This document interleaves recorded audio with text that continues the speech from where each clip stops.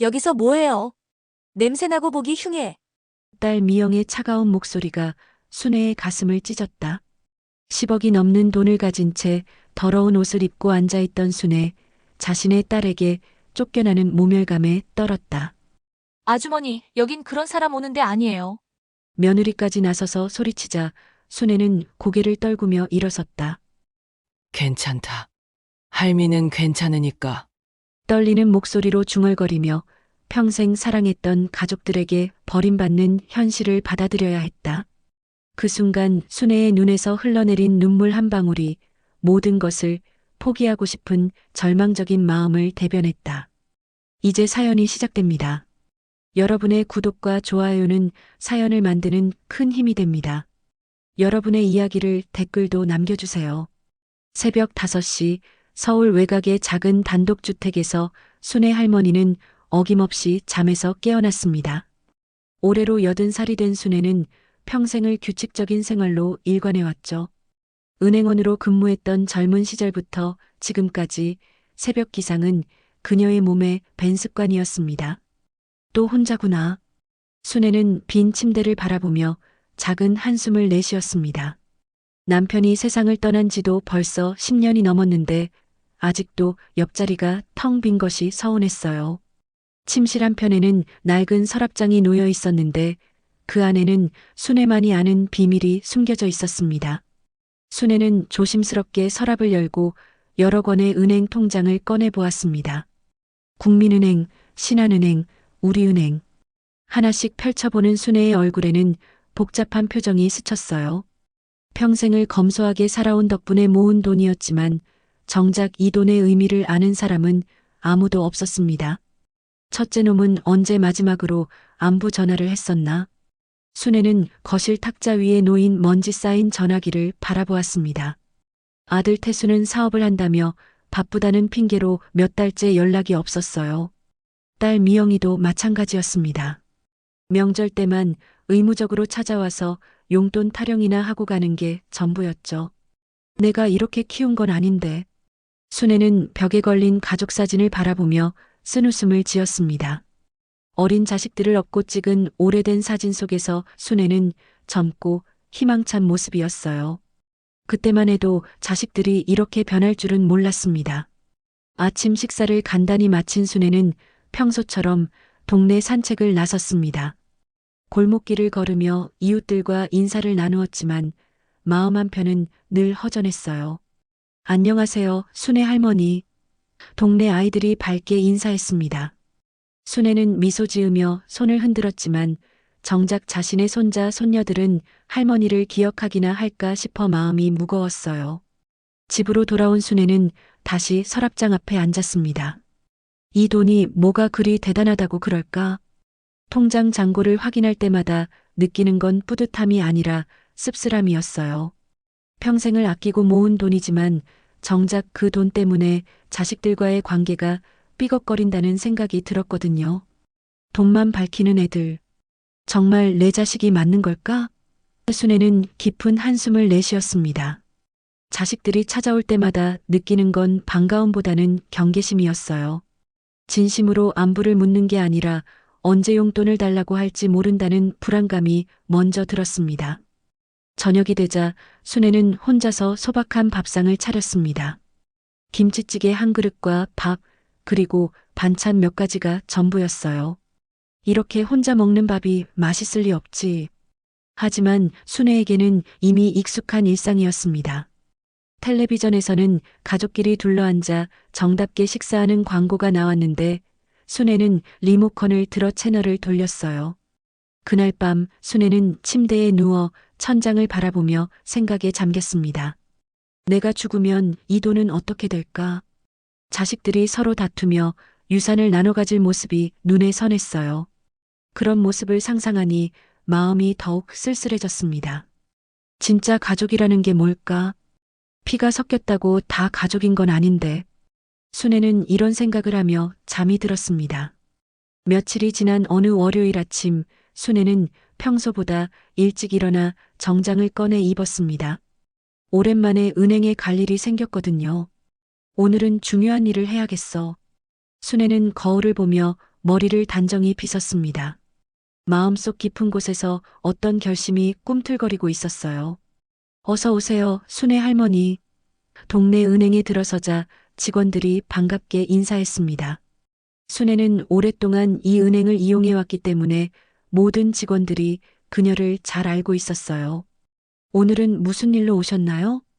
창구 직원이 친절하게 물었습니다. 예금을 좀 인출하려고 해요. 순애는 차분하게 말하며 통장 여러 권을 내밀었습니다. 직원이 통장을 확인하더니 놀란 표정을 지었어요. 할머니, 이 금액이 정말 다 인출하시는 건가요? 직원의 목소리에는 당황스러움이 묻어났습니다. 네, 맞습니다. 전부 다 인출해 주세요. 순애의 목소리는 단호했습니다. 10억이 넘는 거액이었지만 순애는 조금도 망설이지 않았어요. 직원은 지점장까지 불러와서 여러 번 확인했지만 순애의 의지는 굳었습니다. 할머니, 이렇게 큰 돈을 현금으로 인출하시면 위험하지 않을까요? 다른 방법을 고려해 보시는 게. 지점장이 걱정스럽게 말했지만 순애는 고개를 저었습니다. 괜찮습니다. 제가 할 일이 있어서 그래요. 1시간이 넘게 걸려서 모든 절차가 끝났습니다. 순애는 묵직한 검은 가방에 현금을 담고 은행을 나왔어요. 이제 시작이구나. 순애는 가방을 꽉 안고 집으로 향했습니다.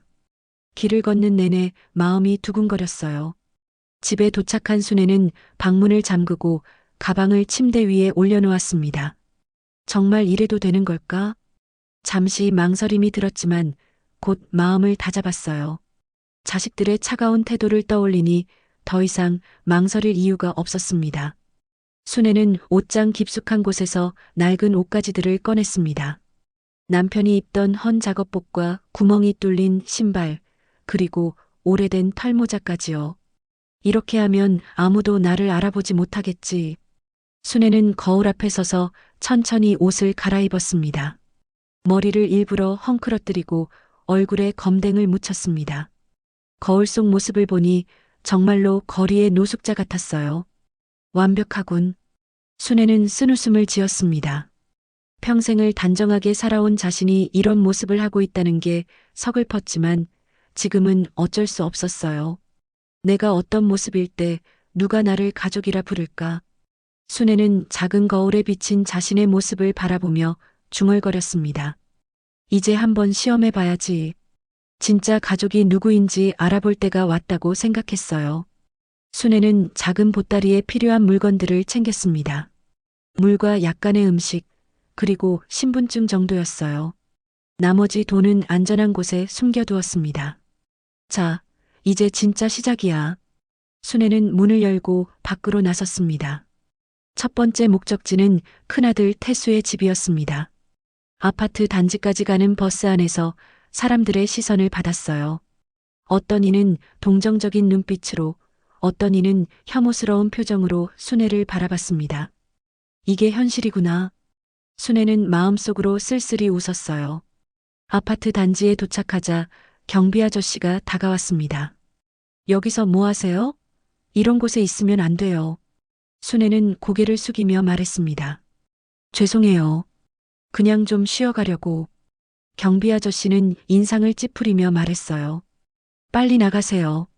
주민들이 불편해해요. 순애는 아들이 사는 동 앞까지 가서 계단에 앉았습니다. 지나가는 주민들이 수군거리는 소리가 들렸어요. 저런 사람이 왜 여기 있지? 관리사무소에 신고해야겠어.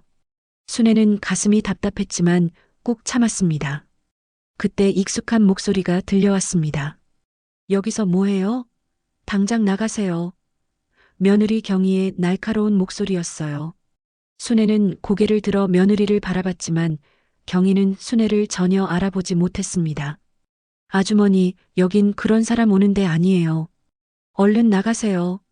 순애의 마음은 천조각으로 찢어지는 것 같았습니다. 10년 넘게 며느리로 지낸 경희가 자신을 이렇게 대하다니. 알겠습니다. 순애는 떨리는 목소리로 대답하며 자리에서 일어났습니다. 며느리와 함께 나온 아들 태수도 순애를 한번 흘깃 보고는 고개를 돌려버렸어요. 정말 내 자식들이 맞나? 순애는 아파트 단지를 나서며 눈물을 훔쳤습니다. 이제 둘째 딸 미영의 집으로 가봐야겠다고 생각했어요. 혹시라도 딸은 다를까 하는 마지막 희망을 품고 말이죠. 순애는 무거운 발걸음으로 둘째 딸 미영이 사는 빌라촌으로 향했습니다. 딸은 좀 다르겠지. 마음 한편으로는 희망을 품고 있었어요. 아들보다는 딸이 더 정이 많다고 생각했거든요.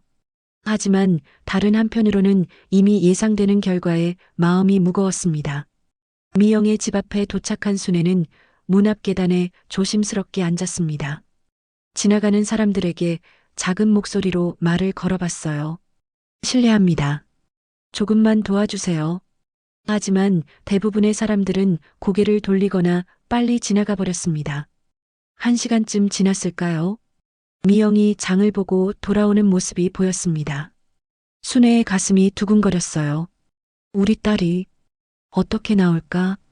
미영은 계단에 앉아 있는 순애를 보더니 인상을 찌푸렸습니다. 여기서 뭐 하는 거예요? 냄새나고 보기 흉하다. 미영의 목소리는 차갑기 그지없었어요. 순애는 가슴이 무너지는 듯 했지만 애써 평정을 유지했습니다. 죄송해요. 잠시만 쉬어가려고. 미영은 코를 막으며 말했어요. 여긴 안 돼요. 다른 데 가세요. 그때 뒤에서 어린 목소리가 들려왔습니다. 엄마, 할머니가 왜 여기 앉아 계세요? 순애의 손자 준호였어요. 12살짜리 준호는 호기심 가득한 눈으로 순애를 바라봤습니다. 미영이 다급하게 아들을 제지했어요. 준호야, 가까이 가면 안 돼. 더러우니까. 하지만 준호는 엄마의 말을 듣지 않고 순애에게 다가왔습니다. 할머니, 추우시죠? 괜찮으세요? 순애의 눈가가 촉촉해졌어요. 이 작은 아이만이 자신에게 따뜻한 말을 건네고 있었습니다. 고마워. 괜찮단다. 준호는 자신이 들고 있던 물병을 순애에게 건넸습니다. 할머니, 이거 드세요. 그리고 저희 집에 오세요. 밖이 추워요. 순애는 눈물을 참으려 했지만 결국 한 방울이 뺨을 타고 흘러내렸어요. 정말 고맙구나. 미영이 화를 내며 아들을 잡아당겼습니다. 준호야, 당장 들어가. 이상한 사람한테 말 걸면 안 된다고 했잖아. 하지만 준호는 고집을 부렸어요. 엄마, 할머니가 불쌍해요. 우리 집에서 따뜻한 거라도 드시게 해요. 안 돼. 절대 안 돼. 미영의 목소리가 날카로워졌습니다. 순애는 조용히 일어서며 말했어요. 괜찮다. 할미는 괜찮으니까 들어가거라. 준호는 마지못해 엄마를 따라 집 안으로 들어갔지만 계속 뒤돌아보며 걱정스러운 표정을 지었어요. 순애는 그 자리에서 한참을 앉아 있었습니다. 이 아이만은 다르구나. 준호의 따뜻한 마음이 얼어붙은 순애의 가슴을 조금씩 녹여주고 있었어요.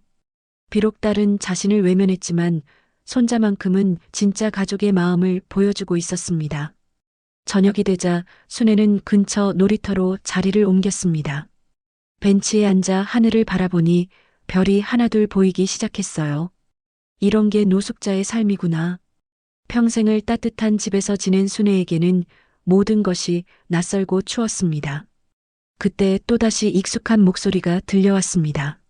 할머니, 준호가 엄마 몰래 나온 것 같았어요. 작은 도시락 하나를 들고 뛰어오는 준호를 보니 순애의 마음이 따뜻해졌습니다. 할머니, 이거 드세요. 엄마가 만든 김치찌개예요. 순애는 떨리는 손으로 도시락을 받았습니다. 고맙구나. 정말 고마워. 준호는 순애 옆에 앉으며 말했어요. 할머니, 집이 없으세요? 가족은 안 계세요? 순애는 복잡한 마음으로 대답했어요. 가족이 있긴 한데 할미를 모르는 것 같구나. 그럼 할머니가 우리 가족이 되세요. 준호의 천진난만한 말에 순애는 눈물이 왈칵 쏟아질 뻔했어요. 너 같은 아이가 있어서 할미는 행복하단다. 준호는 자신의 작은 외투까지 벗어 순애에게 걸쳐 주었어요. 준호야, 어디 갔어? 멀리서 미영이 찾는 소리가 들렸습니다. 준호는 아쉬워하며 일어섰어요. 할머니, 내일 또 올게요. 약속해요. 순애는 고개를 끄덕이며 손을 흔들었습니다. 고맙다. 정말 고마워. 준호가 떠나고 나서 순애는 혼자 벤치에 앉아 김치찌개를 먹었습니다. 이 맛이 내가 딸에게 해준 맛이네. 자신이 미영에게 요리를 가르쳐 준 기억이 떠올랐어요. 딸이 만든 음식이지만 실은 자신의 손맛이었던 거죠. 밤이 깊어갈수록 추위가 더해졌습니다. 순애는 준호가 준 외투를 꼭 껴안고 잠을 청해보려 했지만 쉽지 않았어요. 이 아이만은 정말 다르구나. 차가운 바람이 불어와도 순애의 마음만큼은 따뜻했습니다. 다음 날 아침 준호는 약속대로 놀이터에 나타났습니다. 이번에는 따뜻한 우유와 빵을 가져왔어요. 할머니, 잘 주무셨어요? 순애는 미소 지으며 대답했습니다. 너 덕분에 잘 잤단다. 하지만 실제로는 거의 잠을 이루지 못했어요. 할머니, 오늘은 우리 집에 가서 씻으세요. 엄마한테 말해볼게요. 준호의 순수한 제안에 순애는 고개를 저었습니다. 고맙지만 괜찮단다. 너만 이렇게 신경 써줘도 할미는 충분해. 순애는 준호의 머리를 쓰다듬으며 말했어요. 너는 정말 착한 아이구나. 며칠이 지나면서 준호와 순애의 만남은 일상이 되었습니다.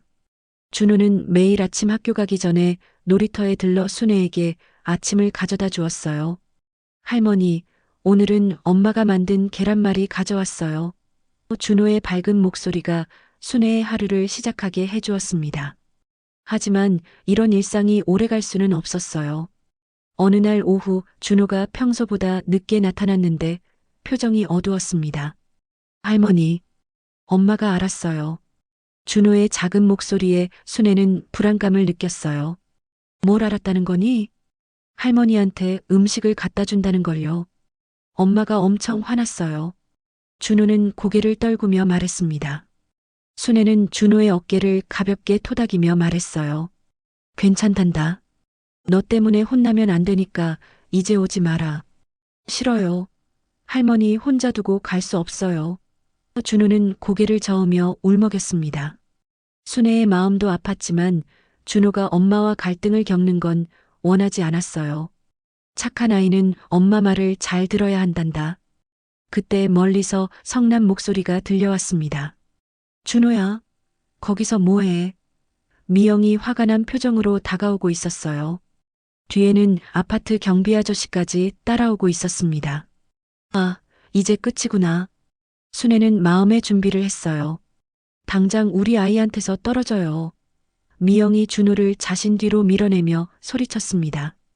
우리 아이 꼬드겨서 뭐 하려는 거예요? 이상한 할머니. 순애는 아무 말도 할 수 없었어요. 딸이 자신을 이상한 할머니라고 부르다니. 경비 아저씨가 나서며 말했습니다. 아주머니, 여기서 계속 이러시면 신고할 수밖에 없어요. 주민들이 많이 불편해해요. 순애는 고개를 끄덕이며 일어섰습니다. 알겠습니다. 가겠습니다. 하지만 준호는 엄마의 손을 뿌리치며 앞으로 나섰어요. 엄마, 왜 그래요? 할머니는 나쁜 사람이 아니에요. 준호의 목소리에는 울음이 섞여 있었습니다. 추워서 힘드신데 왜 도와드리면 안 돼요? 닥쳐. 너는 애가 뭘 안다고. 미영의 목소리가 더욱 날카로워졌습니다. 순애는 가슴이 찢어지는 것 같았어요. 딸이 손자에게 이렇게 소리치는 모습을 보니 너무 괴로웠습니다. 준호야, 엄마 말을 들어라. 할머니는 사람인데. 추워서 그러는 건데 왜 그래요? 준호가 울먹이며 외쳤습니다. 순애의 눈에도 눈물이 맺혔어요. 이 작은 아이가 자신을 위해 엄마와 싸우고 있다는 게 미안하면서도 감사했습니다. 미영은 준호의 손을 잡아 끌며 말했습니다. 집에 가자. 다시는 이런 사람한테 가까이 가지 마. 준호는 뒤돌아보며 순애에게 손을 흔들었어요. 할머니, 내일 또 올게요. 하지만 미영이 더 세게 잡아 끌어 결국 멀어져 갔습니다. 순애는 그 자리에 서서 한참을 바라봤습니다. 괜찮다. 할미는 괜찮으니까. 스스로에게 중얼거렸지만 마음은 전혀 괜찮지 않았어요. 유일하게 자신을 따뜻하게 대해준 손자마저 빼앗긴 기분이었습니다. 그날 밤 순애는 놀이터 벤치에서 잠을 청해보려 했지만 쉽지 않았어요. 정말 내 자식 맞아? 피 한 방울 안 섞인 사람보다 더 매정하구나. 자식들의 차가운 모습이 계속 머릿속을 맴돌았습니다. 다음 날 아침 준호는 오지 않았습니다. 그 다음 날도 마찬가지였어요. 순애는 매일 아침 놀이터에서 기다렸지만 준호는 나타나지 않았습니다. 그래, 이게 맞지. 순애는 쓸쓸히 혼자 말했어요. 일주일이 지나자 순애의 상태는 더욱 나빠졌습니다. 제대로 씻지도 못하고 끼니도 거르는 날이 많아졌어요. 지나가는 사람들의 시선도 더욱 차가워졌습니다. 저런 사람이 왜 계속 여기 있지? 관리사무소에 신고해야겠어. 어느 날 오후 순애가 벤치에서 졸고 있는데 누군가 어깨를 흔들었습니다. 눈을 떠보니 경찰관이 서 있었어요. 할머니, 신고가 들어왔는데요. 여기서 계속 이러시면 안 됩니다. 순애는 천천히 일어나며 말했습니다. 죄송합니다. 가족이나 연락할 곳은 없으세요? 경찰관의 질문에 순애는 잠시 망설였어요. 가족이 있다고 말해야 할까, 없다고 말해야 할까? 없습니다. 결국 순애는 거짓말을 했습니다. 자식들에게 연락해봤자 더 큰 상처만 받을 게 뻔했거든요. 그럼 복지관에서 도움을 받으시든지 아니면 다른 곳으로 가셔야겠어요. 경찰관은 동정어린 눈빛으로 순애를 바라봤습니다. 순애는 고개를 끄덕이며 자리에서 일어났어요. 알겠습니다. 순애는 무거운 발걸음으로 놀이터를 떠났습니다. 마지막으로 뒤돌아보니 준호와 함께 보냈던 소중한 시간들이 떠올랐어요. 그 아이만은 정말 달랐는데. 순애는 한숨을 쉬며 걸음을 옮겼습니다. 이제 어디로 가야 하나? 순애는 길을 걸으며 생각했어요. 집으로 돌아가서 이 모든 것을 끝낼까도 생각했지만 아직 확인해 보지 못한 게 있었습니다. 큰아들의 아이들은 어떨까? 혹시 준호처럼 따뜻한 마음을 가진 손자나 손녀가 또 있을까? 순애는 다시 한번 마음을 다잡았습니다. 아직 포기하기엔 일러. 비록 상처받고 지쳤지만 진짜 가족을 찾는 여정을 계속하기로 결심했어요. 순애는 큰아들 태수의 아파트 단지 근처 공원으로 자리를 옮겼습니다. 이곳에서는 태수의 아이들을 만날 수 있을 거라는 희망을 품고 있었어요. 혹시 다른 손자들은 어떨까? 순애는 공원 벤치에 앉아 지나가는 아이들을 바라봤습니다. 며칠이 지난 어느 오후 드디어 익숙한 얼굴이 보였습니다. 태수의 딸 지은이와 아들 민수가 친구들과 함께 놀이터에서 놀고 있었어요. 순애는 가슴이 두근거렸습니다. 저 아이들은 어떨까? 조심스럽게 다가가 봤지만 선뜻 말을 걸기가 어려웠어요. 지은이가 놀이터에서 넘어져 무릎을 다쳤을 때였습니다. 순애는 망설이지 않고 다가가 지은이를 도와 일으켰어요. 괜찮니? 많이 다쳤나? 지은이는 순애를 보더니 무서워하며 뒤로 물러섰습니다. 누구세요? 더러워요. 순애의 마음이 무너져 내렸습니다. 손녀마저 자신을 더럽다고 하다니. 괜찮다. 할머니는 괜찮으니까 가거라. 순애는 떨리는 목소리로 말했어요. 지은이는 친구들과 함께 빨리 그 자리를 떠났습니다. 그때 민수가 다가와 말했습니다.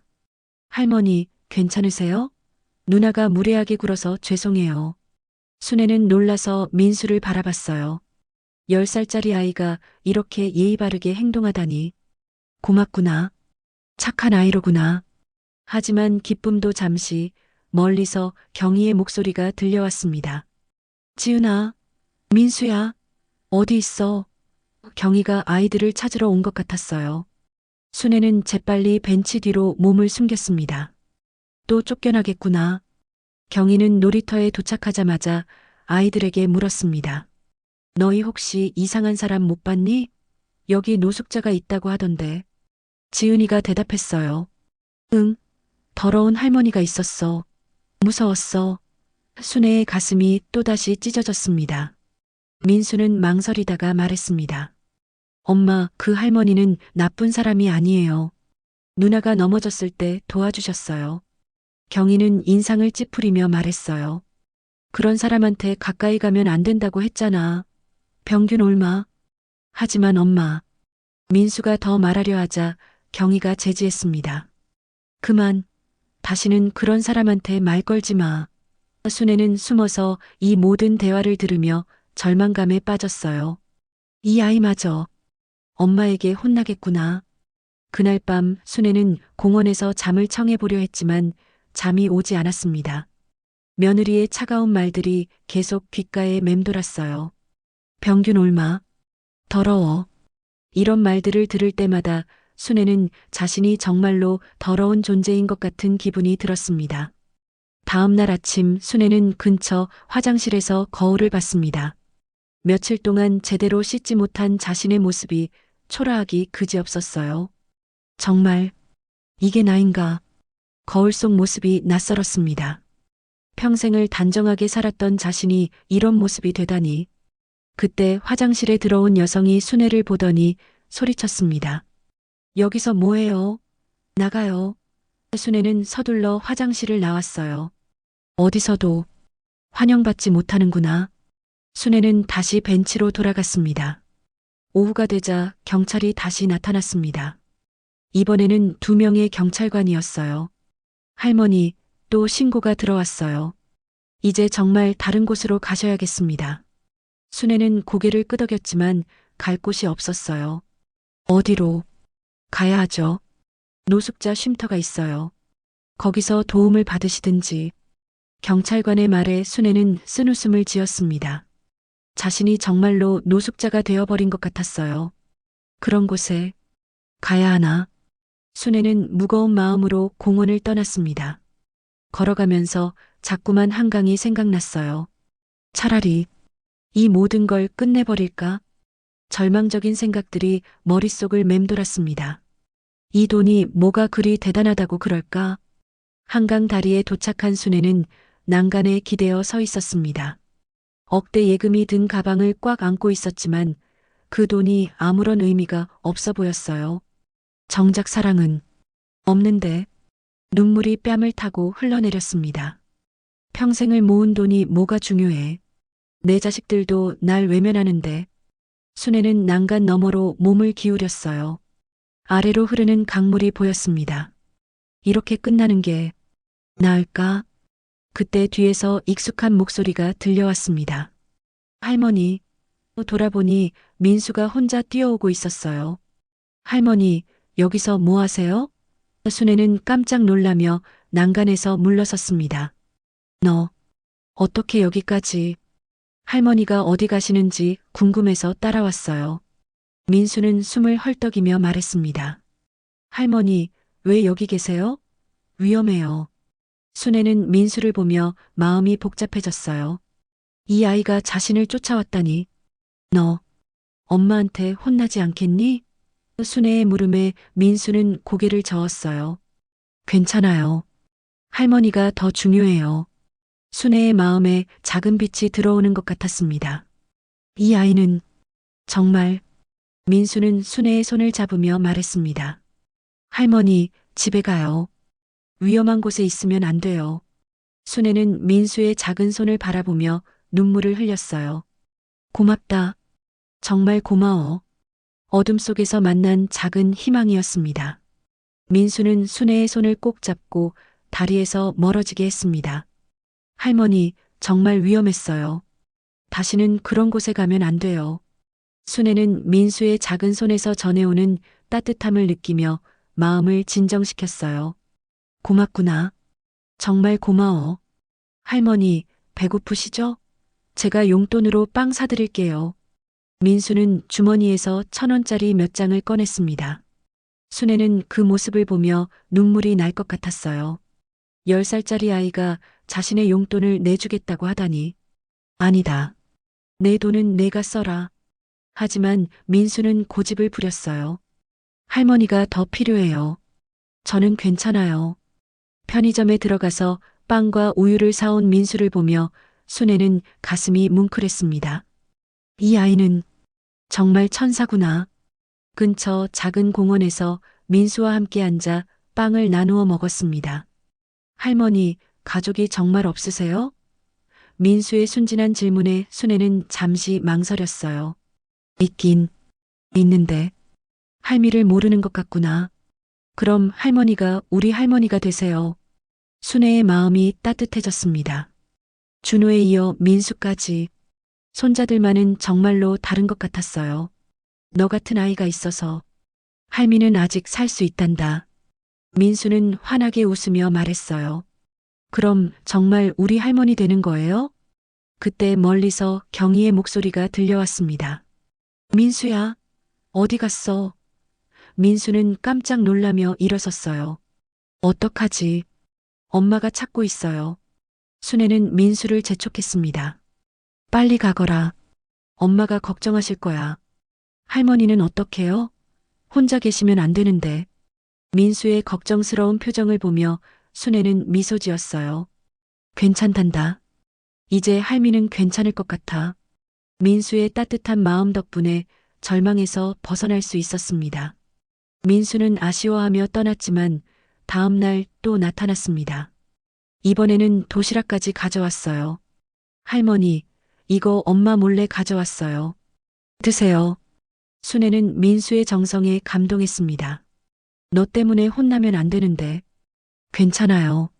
할머니가 더 중요해요.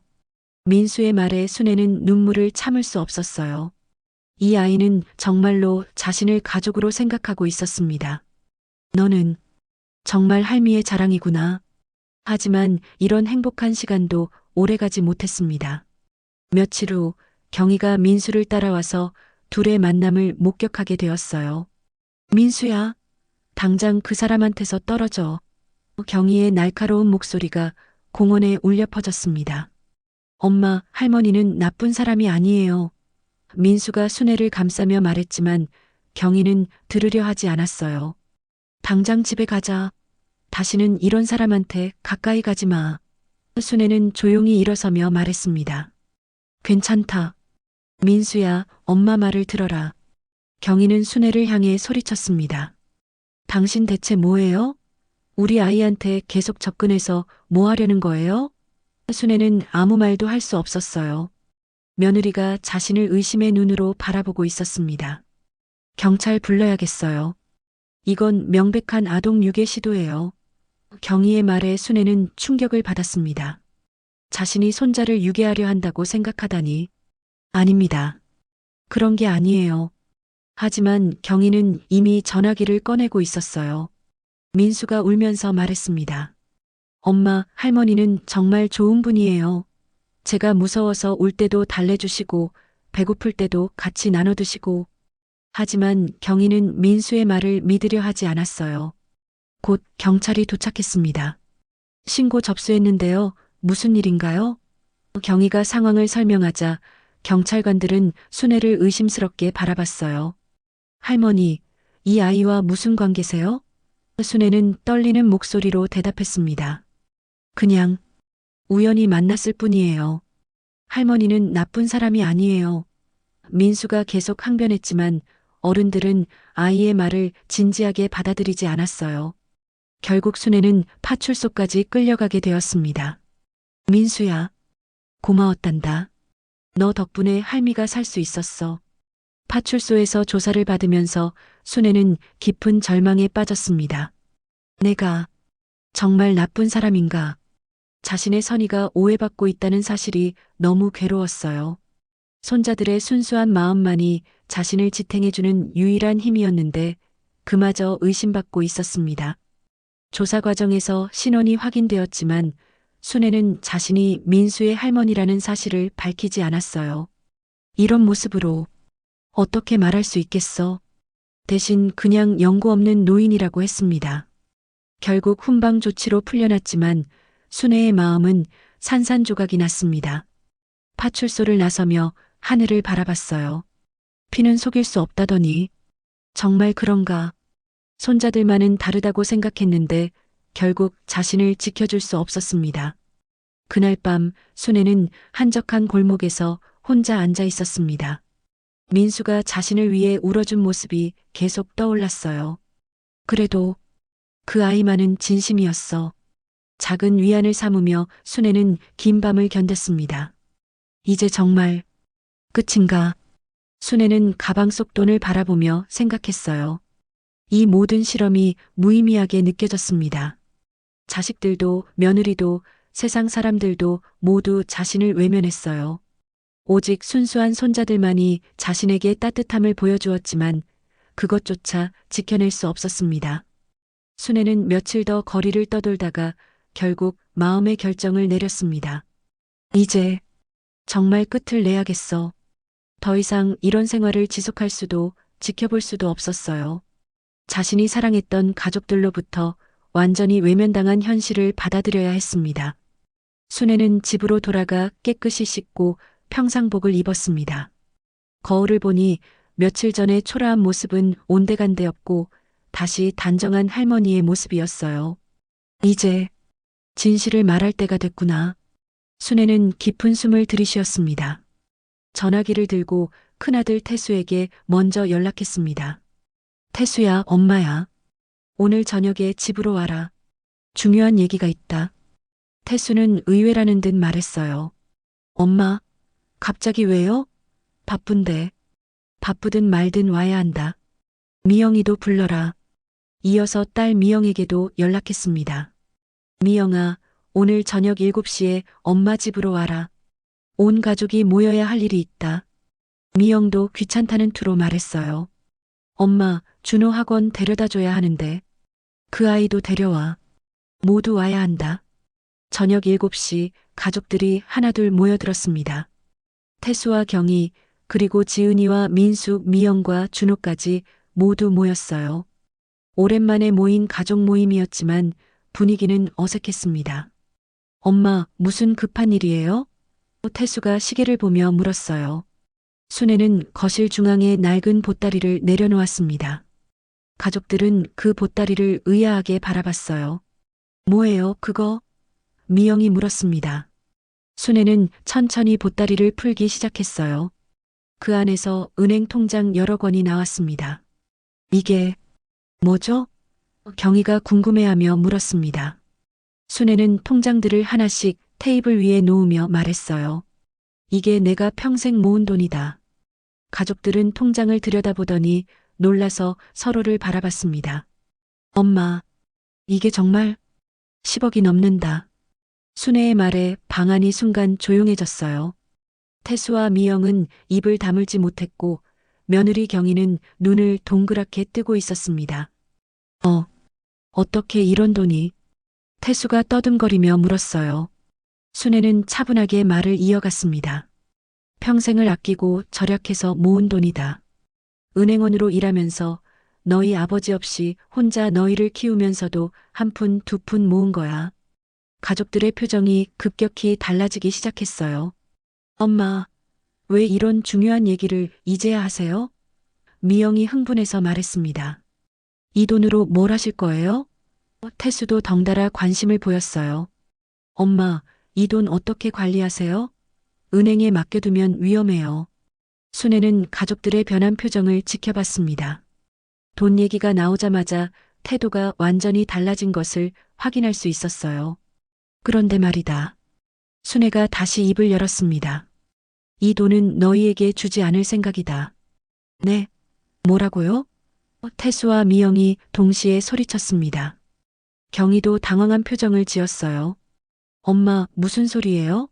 당연히 자식들이 물려받아야 하는 거 아니에요? 미영이 목소리를 높였습니다. 왜 안 준다는 거죠? 우리가 뭘 잘못했다고? 태수도 불만스러워했어요. 순애는 조용히 말했습니다. 너희는 정말 내가 누군지 모르는 것 같구나. 가족들은 순애의 말을 이해하지 못하고 서로를 바라봤어요. 순애는 천천히 일어나서 말했습니다.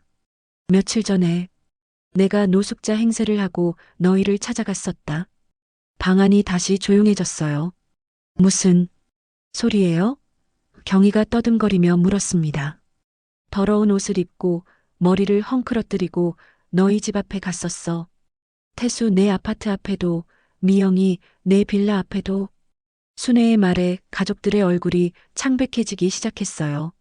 설마 그때 그 사람이? 맞다. 그게 바로 나였다. 순애의 확인에 가족들은 충격에 빠졌습니다. 경희는 손으로 입을 가렸고 태수와 미영은 할 말을 잃었어요. 엄마, 왜 그런 짓을? 미영이 떨리는 목소리로 물었습니다. 내가 어떤 모습일 때 너희가 나를 가족이라고 부를지 궁금했다. 순애의 목소리에는 깊은 실망이 묻어났어요. 하지만 너희는 모두 나를 외면했어. 심지어 경찰에까지 신고했지. 태수가 변명하려 했습니다. 엄마, 그건 몰라서 그런 거였어요. 알았다면 뭘 어쨌겠냐? 순애가 단호하게 말을 끊었어요. 돈이 있다는 걸 알았다면 달랐겠지. 하지만 그게 진짜 가족이냐? 순애는 준호와 민수를 바라봤습니다. 하지만 이 아이들은 달랐어. 준호도 민수도 할머니가 아무것도 없어도 따뜻하게 대해줬다. 진짜 가족의 마음을 보여줬어. 두 아이는 순애의 말을 듣고 놀란 표정을 지었어요. 그래서 결정했다. 순애가 최종 선언을 했습니다. 이 돈은 준호와 민수의 교육비로 쓰겠다. 그리고 나머지는 내가 마지막으로 하고 싶은 일에 쓸 것이다. 너희에게는 한 푼도 주지 않겠다. 방아는 완전한 침묵에 빠졌습니다. 태수와 미영은 엄마의 선언을 받아들일 수 없었어요. 엄마, 다시 생각해 보세요. 하지만 순애의 의지는 확고했습니다. 내 진짜 가족은 끝까지 나를 외면하지 않은 아이들이다. 순애의 선언 이후 며칠이 지났습니다. 태수와 미영은 계속해서 어머니를 찾아와 마음을 돌리려 했지만 순애의 결심은 흔들리지 않았어요. 엄마, 제발 다시 생각해 보세요. 우리도 엄마 자식이잖아요. 미영이 울먹이며 매달렸지만 순애는 고개를 저었습니다. 이제 와서 자식이라고 하는구나. 순애는 차분하게 말했어요. 내가 노숙자였을 때는 언제고 이제 와서 자식 타령이냐? 태수도 무릎을 꿇고 사정했지만 소용없었습니다. 엄마, 정말 몰라서 그랬어요. 용서해 주세요. 하지만 순애에게는 이미 늦은 일이었습니다. 용서는 하겠다. 하지만 이 결정은 바꾸지 않겠어. 순애는 단호했어요. 며칠 전까지만 해도 자신을 더러운 거지라고 부르던 자식들이 돈 때문에 갑자기 달라진 모습이 더욱 실망스러웠습니다. 준호와 민수는 할머니가 진짜 할머니였다는 사실을 알고 혼란스러워했습니다. 할머니, 정말 우리 할머니였어요? 준호가 조심스럽게 물었어요. 순애는 두 손자를 불러 앉혔습니다. 그래, 할미가 너희들의 친할머니란다. 왜 그런 모습으로 우리를 만났어요? 민수도 궁금해했습니다. 순애는 두 아이의 머리를 쓰다듬으며 설명했어요. 할미는 진짜 가족이 누군지 알고 싶었단다. 돈이 있어서 좋아하는 가족인지 아니면 진심으로 할미를 사랑하는 가족인지. 두 아이는 순애의 말을 이해하기 어려워했지만 할머니의 슬픈 표정은 읽을 수 있었어요. 할머니, 우리는 할머니가 부자든 가난하든 상관없어요. 그냥 할머니니까 좋은 거예요.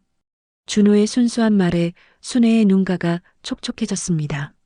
너희 덕분에 할미가 살 수 있었단다. 순애는 두 아이를 꼭 안아주었어요. 너희가 없었다면 할미는 정말 큰일 날 뻔했어. 민수가 물었습니다. 이제 할머니랑 같이 살 수 있어요? 순애는 미소 지으며 고개를 끄덕였어요. 며칠 후 순애는 변호사 사무실을 찾았습니다. 유언장을 작성하기 위해서였어요.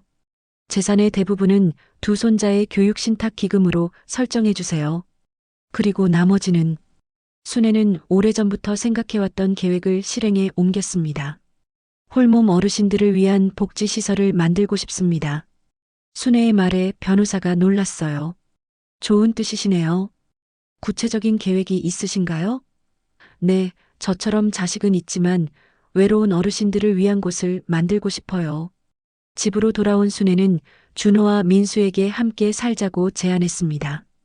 할머니 집에서 같이 살까? 두 아이는 기뻐서 뛸 듯이 좋아했어요. 정말요? 엄마가 허락할까요? 준호가 걱정스럽게 물었습니다. 순애는 미영과 경희를 불러서 상황을 설명했습니다. 아이들과 함께 살고 싶다. 물론 너희가 보고 싶을 때는 언제든 만날 수 있어. 미영과 경희는 처음에는 반대했지만 순애의 의지가 워낙 강해서 결국 동의할 수밖에 없었어요. 대신 조건이 있다. 순애가 말했습니다. 아이들 교육에는 일체 간섭하지 마라. 그리고 내가 돈 때문에 아이들을 망치는 일은 없을 거다. 미영이 걱정스럽게 물었어요. 엄마, 정말 우리를 용서 못 하시는 거예요? 용서는 했다고 했잖니. 순애는 차분하게 대답했어요. 하지만 신뢰는 다시 쌓아가야 하는 거 아니겠니? 미영은 고개를 끄덕이며 눈물을 흘렸습니다. 엄마, 정말 죄송해요. 몇 개월이 지난 후 순애는 준호, 민수와 함께 작은 집에서 행복한 시간을 보내고 있었습니다. 두 아이는 할머니와 함께 사는 것을 무척 좋아했어요. 할머니 학교에서 친구들한테 자랑했어요. 우리 할머니가 세상에서 제일 좋다고. 순애가 설립한 외로운 어르신 쉼터도 문을 열었습니다. 자식은 있지만 홀로 지내는 어르신들이 모여서 서로 위로하고 돌보는 공간이었어요. 저도 자식들이 있지만 이렇게 외로웠는데 여기 와서 많이 좋아졌어요. 한 어르신의 말에 순애는 뿌듯해했습니다.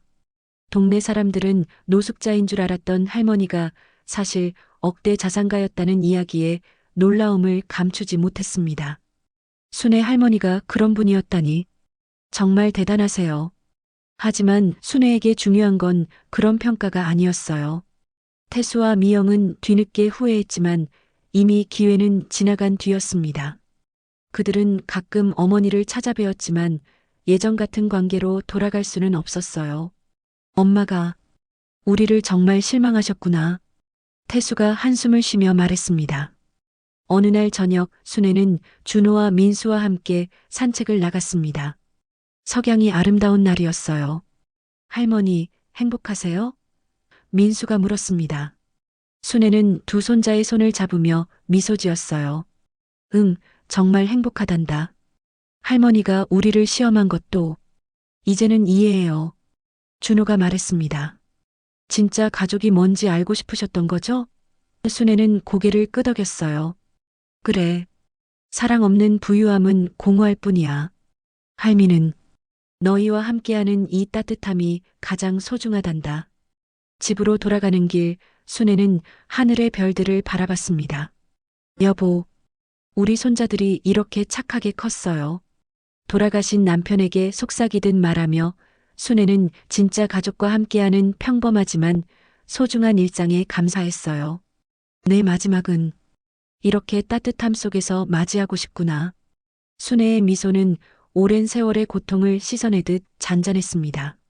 진짜 가족을 찾은 순애에게 이제 남은 시간들은 모두 소중한 선물이었습니다. 이 사진에 나온 분들이 혹시 가족분들이세요? 준호의 떨리는 목소리가 방 안에 울렸습니다. 그래, 우리 막내 미선이야. 그런데 왜 갑자기? 할머니의 의아한 표정이 점차 놀라움으로 변했어요. 순간 방 안에 정적이 흘렀습니다. 그럼 넌 내 손자 준호란 말이니? 할머니의 목소리가 떨렸어요. 할머니는 의자에 주저앉으며 충격과 기쁨 그리고 깊은 죄책감에 눈물을 쏟아냈습니다. 자, 이제 사연이 시작됩니다. 여러분들의 구독은 무료이니 꼭 구독과 좋아요를 눌러주시면 감사합니다. 사연을 운영하는데 큰 힘이 됩니다. 아침 6시 요양원의 복도에는 아직 고요함이 가득했습니다. 75세의 김순옥 할머니는 작은 침실에서 천천히 몸을 일으켰죠. 관절이 뻣뻣해서 일어나는 것조차 쉽지 않았지만 하루를 시작해야 한다는 습관이 할머니를 움직이게 했습니다. 창가 옆 작은 탁자 위에는 낡은 라디오 하나가 놓여 있었어요. 할머니에게는 이 라디오가 유일한 벗이었죠. 스위치를 켜자 익숙한 아나운서의 목소리가 흘러나왔습니다. 좋은 아침입니다. 오늘도 따뜻한 하루 되세요. 할머니는 쓸쓸하게 미소 지었어요. 따뜻한 하루라니 언제부터 하루하루가 이렇게 차갑고 외로웠던지 모르겠다고 생각했습니다. 세면대 앞에 서서 거울을 바라보는 할머니의 얼굴에는 깊은 주름이 패여 있었어요. 그 주름 하나하나마다 살아온 세월의 무게가 담겨 있었죠. 남편 박동식 씨는 벌써 10년 전에 세상을 떠났고 자식 셋 중에서 큰아들과 둘째 딸은 연락조차 끊긴 지 오래였습니다. 가끔 명절 때나 안부 문자 하나씩 보내는 정도였죠. 그마저도 형식적인 것 같아서 할머니의 마음을 더욱 무겁게 했어요. 특히 막내딸 박미선 생각이 날 때면 할머니의 가슴은 찢어지는 것 같았습니다. 25살이던 미선이는 어린 아들을 두고 갑자기 집을 나가버렸어요. 그때 손자 준호는 겨우 5살이었죠. 엄마, 나는 이런 삶 못 살겠어요. 애는 엄마가 키워주세요. 그 말을 남기고 미선이는 사라져버렸습니다. 할머니는 어린 손자를 키우려고 노력했지만 나이가 너무 많았고 경제적으로도 어려웠어요. 결국 준호는 보육원으로 보내질 수밖에 없었습니다. 그때의 기억은 할머니에게 평생 지워지지 않는 상처가 되었어요. 울며불며 할머니 손을 놓지 않으려던 준호의 작은 손길, 그 따뜻함이 아직도 손바닥에 남아있는 것 같았습니다. 내가 잘못 키운 걸까? 할머니는 하루에도 수십 번씩 이 생각을 했어요. 미선이를 너무 엄하게 키웠던 것일까요? 아니면 너무 자유롭게 놔뒀던 것일까요? 어느 쪽이든 결과는 같았습니다. 딸은 떠나갔고 손자마저 잃어버렸죠. 요양원 식당에서 아침 식사를 하는 할머니의 모습은 늘 같았습니다. 구석진 자리에 혼자 앉아서 죽 한 그릇을 천천히 먹었어요. 다른 할머니들은 자식들이 면회를 와서 이런저런 이야기를 나누지만 순옥 할머니에게는 그런 방문객이 없었습니다. 명절이 되어도 마찬가지였어요. 순옥 씨, 오늘도 라디오 들으실 거예요? 간병인 김아주머니가 친근하게 물어봤습니다. 할머니는 고개를 끄덕였어요. 네, 그래야죠. 그게 제가 할 수 있는 유일한 일인걸요. 라디오에서는 가끔 옛날 트로트가 흘러나왔는데 그럴 때면 할머니의 눈가가 촉촉해졌습니다. 남편과 함께 들었던 노래들, 아이들과 함께 불렀던 동요들이 생각났거든요. 오후가 되면 할머니는 창가에 앉아서 밖을 바라보곤 했습니다. 요양원 앞 작은 정원에는 계절마다 다른 꽃들이 피었어요. 봄에는 개나리와 진달래가, 여름에는 봉선화와 해바라기가 피었죠. 할머니는 그 꽃들을 보며 생각했습니다. 꽃들도 제때 피고 제때 지는데 나는 언제까지 이렇게 살아야 하나? 저녁 시간이 되면 할머니의 외로움은 더욱 깊어졌어요. 다른 할머니들은 가족들과 전화 통화를 하거나 손자, 손녀 사진을 보며 이야기를 나누는데 순옥 할머니는 그저 라디오 소리만 들을 뿐이었습니다. 가끔 과거의 기억들이 물밀듯이 밀려왔어요. 아이들이 어렸을 때의 웃음소리, 남편과 함께했던 정겨운 저녁 시간들, 그 모든 것이 꿈만 같았습니다. 밤이 되면 할머니는 침대에 누워서 천장을 바라보았어요. 미선아, 너 어디서 뭐하고 사니? 준호는 잘 자라고 있을까? 답없는 질문들이 마음속에서 맴돌았습니다. 때로는 꿈에서라도 보고 싶다고 간절히 바랐지만 꿈조차 찾아오지 않는 밤들이 많았어요. 그렇게 또 하루가 지나가고 내일도 똑같은 하루가 기다리고 있을 것이라는 생각에 할머니의 마음은 더욱 무거워졌습니다. 이 챕터 새로운 요양보호사의 등장. 평소와 다름없던 어느 화요일 아침, 요양원 복도에서 낯선 목소리가 들려왔습니다. 안녕하세요. 오늘부터 이곳에서 근무하게 된 이준호라고 합니다. 순옥 할머니는 라디오를 듣다가 문득 그 소리에 귀를 기울였어요. 새로운 요양보호사가 온다는 이야기는 며칠 전부터 들었지만 할머니에게는 별로 관심 있는 일이 아니었죠. 그런데 잠시 후 할머니의 방문이 조용히 열렸습니다. 어르신, 안녕하세요. 할머니가 고개를 돌리자 40대 중반쯤 되어 보이는 남자가 정중하게 인사를 했어요. 키는 그리 크지 않았지만 단정한 인상이었고 무엇보다 그의 눈빛이 할머니의 시선을 사로잡았습니다. 깊고 따뜻하면서도 어딘가 슬픔이 배어 있는 눈이었거든요. 저는 새로운 요양보호사 이준호입니다. 앞으로 어르신을 돌보게 되었어요. 준호는 할머니 앞에서 깍듯하게 절을 했습니다. 순옥 할머니는 잠시 말문이 막혔어요. 그의 예의 바른 모습도 그렇고 특히 그 눈매가 어딘가 낯익었거든요. 어디서 본 것 같은데. 할머니는 속으로 중얼거렸지만 기억이 명확하지 않았습니다. 어르신, 오늘 컨디션은 어떠세요? 준호가 자연스럽게 할머니의 손목을 잡고 맥박을 재었어요. 그의 손길은 다른 간병인들과 달랐습니다. 더 부드럽고 세심했죠. 할머니는 오랫동안 느껴보지 못했던 따뜻함을 느꼈어요. 마치 가족의 손길 같았습니다. 괜찮습니다. 늘 그런걸요.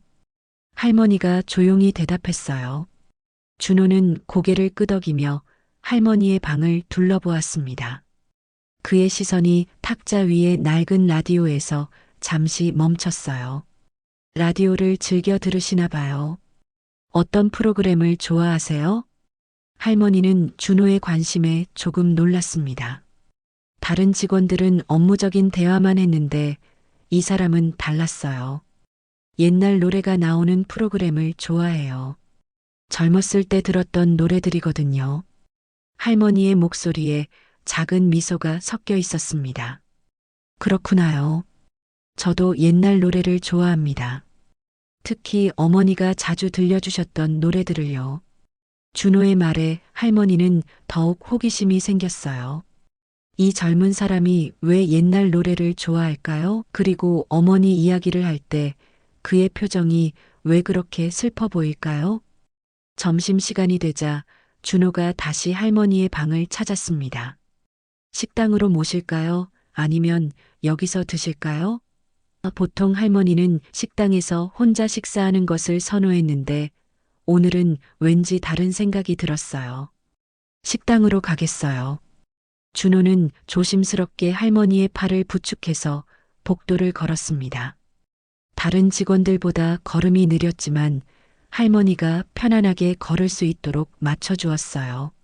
식당에 도착해서도 준호는 할머니가 앉을 자리를 미리 정리해주고 식기도 사용하기 편하도록 배치해 주었습니다. 이준호 씨, 참 세심하시네요. 옆 테이블의 박 할머니가 부러운 듯 말했어요. 준호는 겸손하게 웃으며 대답했습니다. 어르신들이 편안하셨으면 좋겠어요. 그게 제 일이니까요. 하지만 순옥 할머니는 그의 말에서 뭔가 다른 감정을 느꼈습니다. 단순히 직업적인 친절이 아니라 진심 어린 관심 같은 것 말이에요. 오후에 할머니가 창가에서 쉬고 있을 때 준호가 다시 찾아왔습니다. 어르신, 약 드실 시간이에요. 그는 물 한 컵과 함께 할머니의 상비약을 가져왔어요. 할머니가 약을 먹는 동안 준호는 창밖을 바라보며 조용히 서 있었습니다. 저 정원의 꽃들이 예쁘죠? 할머니가 먼저 말을 걸었어요. 준호는 고개를 끄덕였습니다. 네, 정말 아름다워요. 특히 저 코스모스가 어머니가 좋아하셨던 꽃이에요. 그의 목소리가 조금 떨렸습니다. 할머니는 준호를 자세히 바라봤어요. 그의 옆 얼굴에서 깊은 그리움을 느낄 수 있었습니다. 어머니를 많이 그리워하시나 봐요. 할머니가 조심스럽게 물었어요. 준호는 잠시 망설이다가 대답했습니다. 네. 어릴 때 헤어졌거든요. 지금은 어디 계신지도 모르고요. 할머니의 가슴이 먹먹해졌습니다. 자신과 비슷한 아픔을 가진 사람이구나 생각했어요.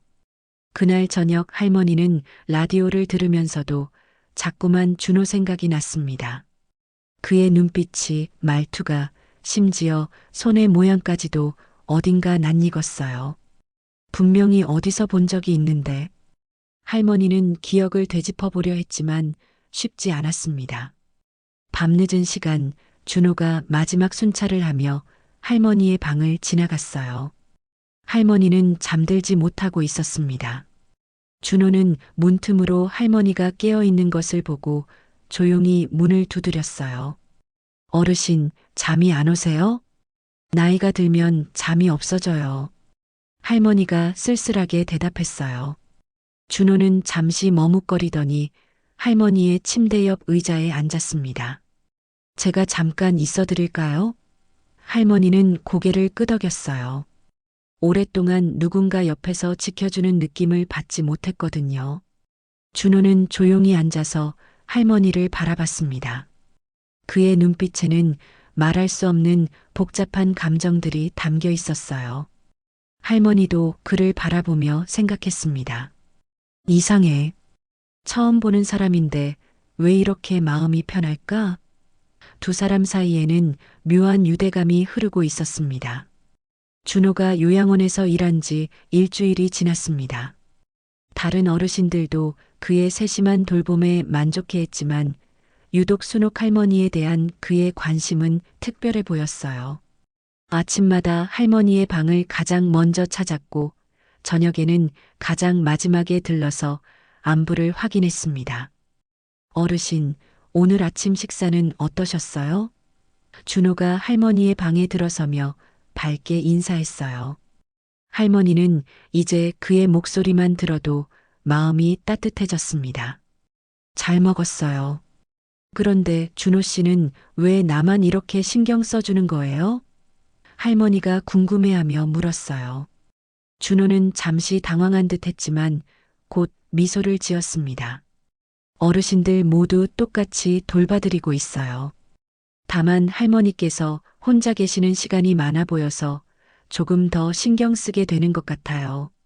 할머니는 그의 말에 고개를 끄덕였지만 여전히 뭔가 특별한 이유가 있을 것 같다는 생각을 지울 수 없었어요. 점심시간이 되자 준호는 또다시 할머니를 부축해서 식당으로 안내했습니다. 오늘은 할머니가 좋아하는 된장찌개가 나왔어요. 어르신, 된장찌개 좋아하시죠? 김치도 적당히 익어서 맛있을 것 같은데요. 준호가 할머니의 밥그릇에 밥을 정성스럽게 담아주었어요. 할머니는 준호의 손길을 보며 묘한 기분이 들었습니다. 마치 어린 손자가 할머니를 돌보는 것 같은 느낌이었거든요. 준호 씨, 혹시 할머니가 계세요? 할머니가 조심스럽게 물었어요. 준호의 표정이 순간 어두워졌습니다. 아니요. 어릴 때 돌아가셨어요. 그렇구나. 그래서 어르신들을 이렇게 잘 돌봐주시는군요. 할머니의 말에 준호는 쓸쓸한 미소를 지었어요. 어머니가 살아계셨다면 지금쯤 할머니 연세 정도 되셨을 텐데. 그런 생각을 하며 어르신들을 뵈면 더 정성껏 돌봐드리고 싶어져요. 그 말을 듣는 순간 할머니의 가슴이 뭉클해졌습니다. 이 착한 사람이 어머니를 일찍 여의었구나. 그래서 외로운 노인들에게 더욱 따뜻하게 대하는구나 생각했어요. 할머니는 준호의 손을 가만히 잡았습니다. 고마워요, 준호 씨. 덕분에 요즘 하루하루가 조금씩 따뜻해지고 있어요. 오후에 할머니가 라디오를 들으며 쉬고 있을 때 준호가 특별한 것을 가지고 왔어요. 어르신, 이거 드려보세요. 그의 손에는 따뜻한 꿀차 한 잔이 들려 있었습니다. 감기 기운이 있으신 것 같아서 꿀차를 우려왔어요. 목에도 좋고 몸도 따뜻해질 거예요. 할머니는 깜짝 놀랐어요.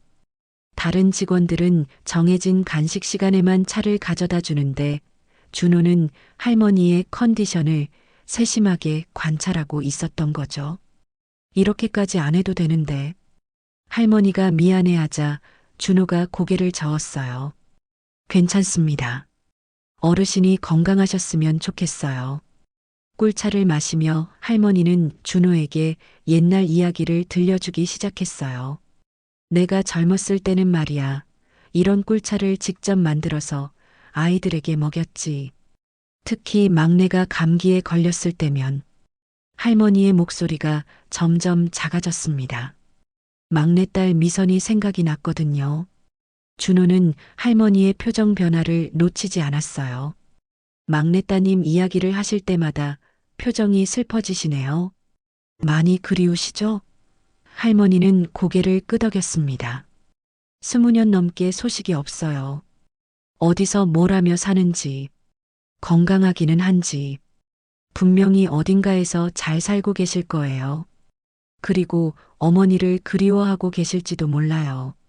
준호의 위로에 할머니는 눈물을 글썽였어요. 그럴까요? 나를 그리워하기는 할까요? 준호는 확신에 찬 목소리로 대답했습니다. 그럼요. 어머니를 그리워하지 않는 자식이 어디 있겠어요. 저녁 시간이 되자 준호는 또 다른 특별한 일을 했어요. 할머니의 저녁 식사를 챙겨준 뒤 침대 옆에 앉아서 할머니의 어깨를 가볍게 주물러 주기 시작한 거죠. 어르신, 어깨가 많이 결리셨죠? 이렇게 해드리면 조금 나아질 거예요. 할머니는 오랫동안 느껴보지 못했던 따뜻한 손길에 눈물이 날 것 같았어요. 마지막으로 누군가 이렇게 자신을 돌봐준 게 언제였을까요? 남편이 살아있을 때였을까요? 아니면 아이들이 어렸을 때였을까요? 준호 씨, 정말 고마워요. 마치 내 손자가 돌봐주는 것 같아요. 그 말을 들은 준호의 손이 잠시 멈췄습니다. 손자. 그가 작게 중얼거렸어요. 할머니는 그의 반응을 이상하게 여겼지만 깊이 생각하지는 않았어요. 다만 준호의 손길이 더욱 부드러워진 것 같다고 느꼈습니다. 밤이 깊어지자 준호는 할머니의 방을 정리해주고 나가려 했어요. 그런데 문 앞에서 잠시 멈춰서서 뒤돌아보았습니다. 어르신, 편안한 밤 되세요. 내일 아침에 또 뵐게요. 할머니는 따뜻한 미소로 대답했어요. 고마워요, 준호야. 덕분에 오늘도 좋은 하루였어요. 준호가 나간 후 할머니는 혼자 중얼거렸습니다. 이상해. 왜 이 사람만 보면 마음이 이렇게 편해질까? 처음 보는 사람인데 마치 오래전부터 알던 사람 같아. 할머니는 준호의 눈빛을 떠올려 봤어요. 깊고 따뜻하면서도 어딘가 그리움이 서려 있는 그 눈빛이 자꾸만 머릿속에 맴돌았습니다. 그날 밤 할머니는 오랜만에 편안한 잠에 빠져들었어요. 꿈속에서는 어린 손자가 나타나서 할머니의 손을 잡고 웃고 있었습니다.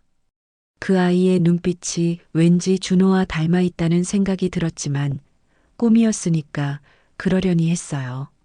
할머니는 오랫동안 이렇게 평안한 밤을 보내지 못했거든요. 준호가 요양원에서 일한 지 보름이 지나면서 순옥 할머니와의 관계는 더욱 깊어졌습니다. 할머니는 이제 준호를 기다리며 하루를 시작했고 준호 역시 할머니를 돌보는 일에 특별한 애정을 쏟고 있었어요. 하지만 둘 다 서로에 대해 알지 못하는 비밀이 있었습니다. 어느 화요일 오후 준호가 할머니의 방을 청소하고 있을 때였어요. 할머니는 복도에서 다른 어르신들과 이야기를 나누고 있었고 준호는 혼자서 방 정리를 하고 있었습니다. 그때 그의 시선이 할머니의 작은 서랍장 위에 놓인 낡은 액자에 머물렀어요. 그 액자 안에는 오래된 가족 사진이 들어 있었습니다. 젊은 부부와 3명의 아이들이 함께 찍은 사진이었죠. 특히 맨 오른쪽에 서 있는 어린 여자아이가 준호의 눈길을 사로잡았어요. 그 아이의 얼굴을 자세히 들여다보던 준호의 얼굴이 점점 창백해졌습니다. 이게 설마. 준호는 떨리는 손으로 액자를 들어 올렸어요. 사진 속 어린 여자아이는 분명히 어머니 박미선과 닮아 있었습니다. 아니, 어릴 적 어머니의 모습 그 자체였어요. 준호의 머릿속이 하얗게 변했습니다. 그렇다면 이 할머니가 설마. 그때 할머니가 방으로 돌아왔어요. 준호야, 뭘 그렇게 열심히. 할머니의 말이 멈췄습니다. 준호가 자신의 가족 사진을 손에 들고 있었거든요. 그의 표정은 마치 유령을 본 것처럼 충격에 빠져 있었어요. 어르신. 준호의 목소리가 떨렸습니다. 이 사진에 나온 분들이 혹시 가족분들이세요? 할머니는 준호의 심상치 않은 표정을 보고 어리둥절했어요. 그렇지. 우리 가족 사진이야. 왜 그래? 무슨 일이라도. 준호는 사진을 할머니에게 돌려주며 조심스럽게 물었습니다. 이분이 막내따님 맞으세요? 그의 손가락이 어린 미선이를 가리켰어요. 할머니는 고개를 끄덕였습니다. 그래, 우리 막내 미선이야. 그런데 왜 갑자기 그 막내따님 성함이 혹시 박미선이세요? 준호의 질문에 할머니는 깜짝 놀랐어요. 어떻게 우리 막내 이름을 알고 있니? 혹시 미선이를 아니? 할머니의 목소리에 기대감이 섞여 있었습니다. 준호는 잠시 입을 다물고 있다가 천천히 입을 열었어요. 어르신, 저는 그의 목소리가 점점 작아졌습니다. 저는 그 박미선 씨가 어린 아이입니다. 순간 방 안에 정적이 흘렀어요. 할머니는 마치 귀를 의심하는 듯한 표정으로 준호를 바라봤습니다. 뭐라고 했니? 할머니의 얼굴이 하얗게 변했어요. 준호는 눈물을 참으며 다시 말했습니다. 20년 전 5살 때 어머니가 저를 두고 떠났어요. 그때 어머니가 박미선이었고 저는 이준호입니다.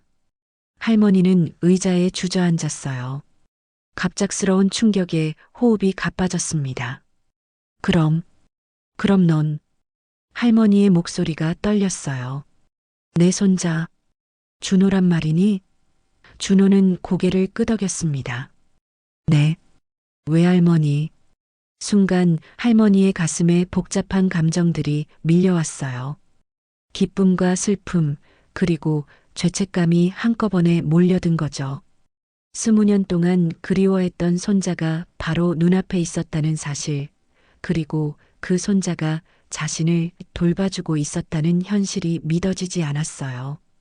준호야, 정말 내 준호가 맞니? 할머니가 떨리는 손으로 준호의 얼굴을 어루만졌어요. 준호는 눈물을 흘리며 대답했습니다. 할머니, 저 기억해요. 할머니가 저에게 동화책을 읽어주시던 것, 손을 잡고 공원에 가던 것, 모두 기억해요. 할머니도 눈물이 쏟아졌어요. 그래, 맞구나. 내 준호가 맞아.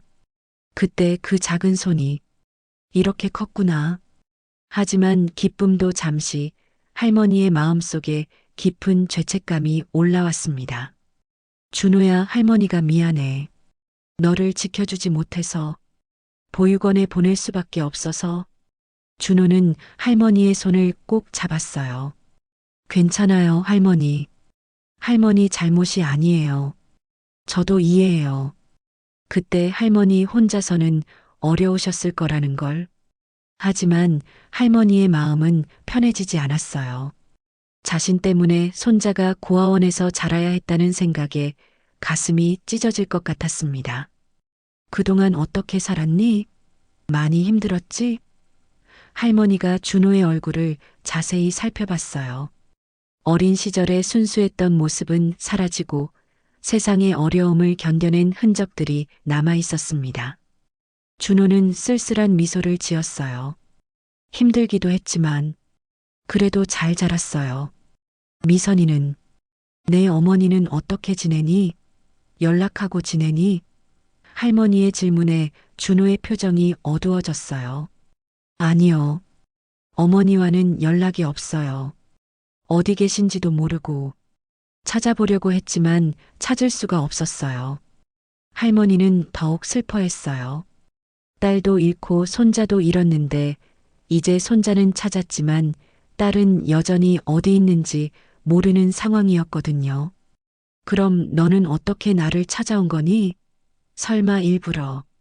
준호는 고개를 저었어요. 아니에요. 우연이었어요. 이 요양원에 일자리가 있다고 해서 왔는데 할머니가 계실 줄은 몰랐어요. 처음에는 낯익다고만 생각했는데 며칠 지내면서 점점 확신이 서기 시작했어요. 그래서 나를 유난히 잘 돌봐준 거구나. 할머니가 이제야 이해했다는 듯 말했어요. 준호는 고개를 끄덕였습니다. 확실하지 않아서 먼저 말씀드리지 못했어요. 그런데 오늘 사진을 보고 확신하게 됐어요. 할머니는 준호를 끌어안았어요. 20년 만에 만난 손자, 그동안 얼마나 그리웠는지 모르는 소중한 가족이었습니다. 하지만 동시에 그동안 손자가 혼자 겪었을 아픔들을 생각하니 마음이 아팠어요. 준호야, 이제 할머니가 있으니까 더 이상 혼자가 아니야. 할머니와 준호가 서로를 알아본 그날 밤, 두 사람은 잠을 이루지 못했습니다. 할머니는 기쁨과 죄책감 사이에서 괴로워했고, 준호는 20년 만에 찾은 가족 앞에서 어떻게 해야 할지 몰라 혼란스러워했어요. 감정의 소용돌이 속에서 하룻밤이 지나갔습니다. 다음 날 아침 할머니는 평소보다 일찍 일어났지만 몸이 무거웠어요. 밤새 울어서 눈이 퉁퉁 부었고 가슴 한편이 답답했습니다. 20년 만에 만난 손자에 대한 기쁨보다는 그동안 그 아이가 겪었을 고통에 대한 죄책감이 더 컸거든요. 준호 역시 평소와 다른 모습이었어요. 다른 어르신들을 돌볼 때도 마음이 온전히 집중되지 않았습니다. 자꾸만 할머니 생각이 났거든요.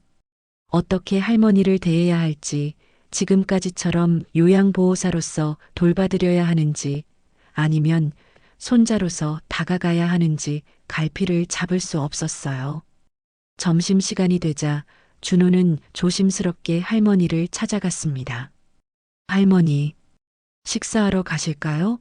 할머니는 고개를 들어 준호를 바라봤어요. 어젯밤의 일이 꿈이었으면 좋겠다는 생각이 들었습니다. 너무 갑작스럽고 충격적이었거든요. 식당에서 할머니는 평소와 달리 식사에 집중하지 못했어요. 준호가 옆에서 세심하게 챙겨주는 모습을 보니 더욱 마음이 아팠습니다. 이 아이가 나 때문에 얼마나 고생했을까. 할머니는 숟가락을 들다가 그만 손에 힘이 빠져 떨어뜨리고 말았어요.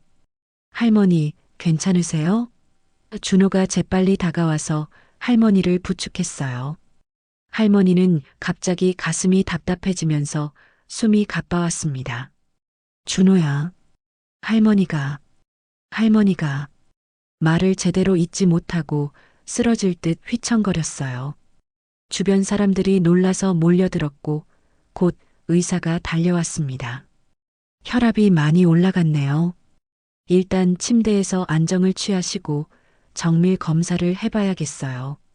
할머니는 침대로 옮겨진 후에도 계속 준호의 손을 놓지 않았어요. 할머니, 저 때문에 이렇게 되신 건 아니죠? 준호가 걱정스러운 목소리로 물었어요.